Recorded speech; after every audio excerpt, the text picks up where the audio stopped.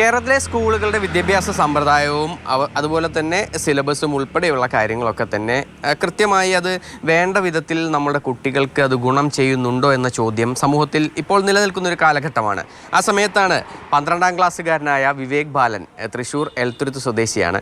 വിവേക് ഒരു പഠനം നടത്തി. ആ പഠനം നടത്തി പ്രത്യേകമായി വിവേകിൻ്റേതായ രീതിക്ക് ഈ പ്രശ്നങ്ങൾക്ക് ഒരു പരിഹാരം കണ്ടെത്തിയിരിക്കുകയാണ്. എന്നോടൊപ്പം വിവേകുണ്ട്. വിവേക് വിശദമായി തന്നെ ഈ കാര്യങ്ങളൊക്കെ തന്നെ പറയും.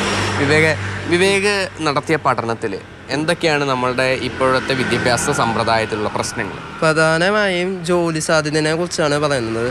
നമ്മുടെ ഇപ്പോഴത്തെ ബിടെക് എംടെക് കഴിഞ്ഞ് കഴിഞ്ഞാൽ പോലും ജോലി കിട്ടുന്നില്ല എന്ന് കുട്ടികൾ പറയുന്നുണ്ട്. അപ്പോൾ ഒരു ഇന്നോവേഷൻ, കുട്ടികളിൽ ഇന്നോവേഷൻ വളർത്താനാണ് ഞാൻ എൻ്റെ ഈ കുറിക്കുലം സെറ്റ് ചെയ്തത്. സ്കൂളിങ്ങും കൃത്യമല്ലെങ്കിൽ അവിടെ നിന്ന് ഏത് കോഴ്സ് ചെയ്താലും അത് ചിലപ്പോൾ വിജയിക്കാൻ കഴിഞ്ഞൊന്നും വരില്ല. അപ്പോൾ സ്കൂൾ തലത്തിൽ എന്താണ് പ്രശ്നങ്ങൾ? ഓട്ടത്തിന് ആയി മുന്നോട്ട് പോണ പോലെ വെറുതെ അങ്ങനെ എന്തെങ്കിലുമൊക്കെ പഠിച്ചിട്ട് പോവുകയാണ് ഇപ്പോൾ ചെയ്യുന്നത്. മാർക്കിന് വേണ്ടി മാത്രം പഠിക്കുന്നു എന്ന കണ്ടീഷൻ. അപ്പോൾ നമ്മളൊരു പഠിക്കണ കാര്യം നമ്മുടെ ജീവിതത്തിൽ ഉപകാരപ്പെടണമല്ലോ. അപ്പോൾ അതിനു വേണ്ടി നമ്മൾ LKG മുതൽ തൊട്ട് അതിനുള്ള ട്രെയിനിങ് സെറ്റ് ചെയ്യിക്കുകയാണ് എൻ്റെ ഈ കുറിക്കുലം.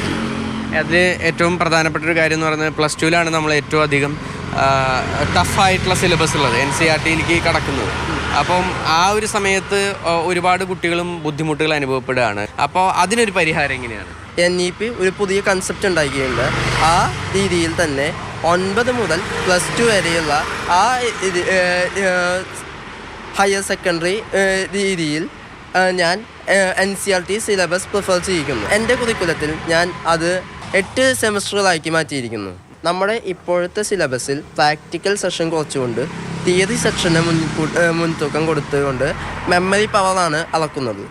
അപ്പോൾ ആ രീതി വ്യത്യാസപ്പെടുത്തി കുട്ടികളുടെ കഴിവിലേക്ക് എത്തിക്കാനാണ് ഞാൻ ഇങ്ങനെ ഒരു സെമസ്റ്ററുകളാക്കി സെറ്റ് ചെയ്തിരിക്കുന്നത്. അത് എവിടേക്കാണ് പ്രസന്റ് ചെയ്തത്? അതിൻ്റെ ഒരു സ്റ്റാറ്റസ് എങ്ങനെയാണ്? കേന്ദ്ര ഗവൺമെൻറ്റിൻ്റെ സ്കൂൾ ഇന്നോവേഷൻ മാരത്തോൺ നീതി ആയോഗുമായി സംഘടിപ്പിക്കുന്ന സ്കൂൾ ഇന്നോവേഷൻ മാരത്തോണിൽ പ്രസൻറ്റ് ചെയ്തിരുന്നു. അതിൽ 1,00,000 പ്രോജക്റ്റുകളായിരുന്നു ടോട്ടൽ ഉണ്ടായിരുന്നത്. അതിൽ 1540 പ്രോജക്റ്റുകൾ മാത്രമാണ് അവർ സെലക്ട് ചെയ്തത്. അതിലൊരു പ്രോജക്റ്റ് ആയിരുന്നത്.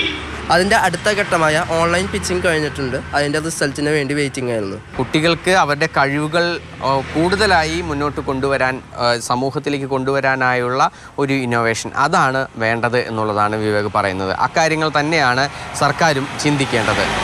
സുജീവ് പട്ടാമിക്കൊപ്പം MS നിഷോയ്, മാതൃഭൂമി ന്യൂസ്, തൃശ്ശൂർ.